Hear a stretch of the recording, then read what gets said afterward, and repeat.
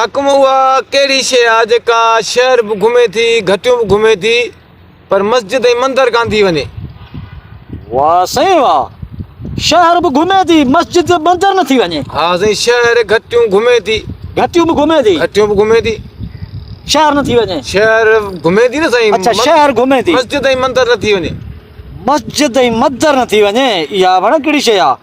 शहर भी घुमे थी, मता इहो रिढ का बकरी को वापार थो चवीं। भली ॻाल्हि आहे साईं बचे।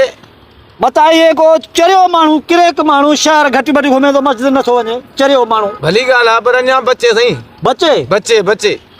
मता औरत त कोन चवी, औरत भी मस्जिद में न वेंदी आहे मुंहिंजे ख़्याल में। साईं औरत बि मस्जिद वञे थी बाबा, अच्छा औरत वञे थी, वञे थी न बाबा। उन्हनि जी औरतुनि जी मस्जिदूं आहिनि न बाबा, अलॻि मंदर आहिनि, वञनि थी, छो नथी वञनि? हा मंदिर में औरत वञे थी, सही सही। मस्जिदूं आहिनि न बाबा, मस्जिदूं बि आहिनि।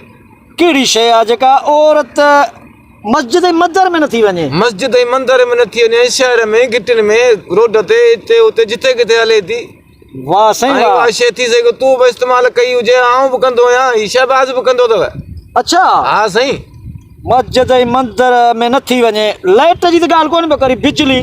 साईं उहा बिजली त लाइट मंदर में वञे थी, जेको आहे सो मस्जिद में वञे थी, शहर में बि हले थी, गिटिन में बि आहे। हा इहा ॻाल्हि आहे, इहा ॻाल्हि आहे बिल्कुलु। मंदिर ऐं मस्जिद में नथी वञे, घिटियुनि शहरनि में घुमे थी। हा साईं बिल्कुलु। घिटियुनि शहरनि में घुमे थी। मता आयो गुल को गुलाब जी ॻाल्हि पियो करी। साईं गुल गुलाब मंदर में वञी सघनि था बाबा। हा गुल गुलाब मंदर में वञी था सघनि। मता पैसा जा हार को सिंगार। साईं हार सिंगार करे माण्हू वञनि था मस्जिदनि में बाबा, घोटनि खे पाण सिंगारे ठाहे मस्जिद में वठी ईंदा आहियूं।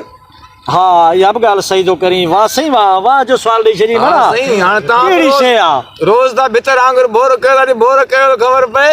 वाक़ई सही, घटियूं शहर भी घुमे थी, घटी भी घटी बि घुमे थी पर मस्जिद ऐं मंदर नथी वञे। मस्जिद ऐं मंदर नथी वञे। मस्जिद मता इहे त कोन्हे नापाक आई मिसाल, हिकिड़ो उहो माण्हू नापाक मस्जिद मंदर खां डिॼंदो।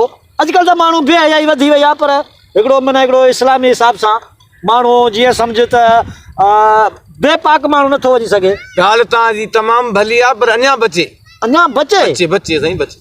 वञ भणा जा पुट। मता इहे त कोन थो चए की अंधो माण्हू बि मस्जिद में वञी थो सघे मुंहिंजे ख़्याल वञी में। सघे थो न साईं, हाणे हुनखे बि को आदेश थींदो मस्जिद उहो वञी थो सघे। उहे भला जी इबादत करणु वञनि था, दाजॾा मंडा।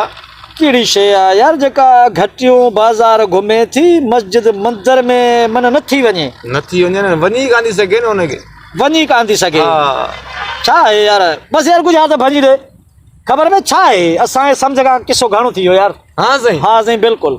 यार हाणे ईअं न करे ॾाहो थी, हाणे तूं भलड़ सुगर आहीं, हाणे ईअं न कर, भञी दे। हा बिल्कुलु आहे, पर सही के सुवाल अहिड़ा बि हूंदा न बि भॼंदा, न बि भॼंदा। हा न चलो हाणे जवान भलो ई तोखे ॿुधायां थो।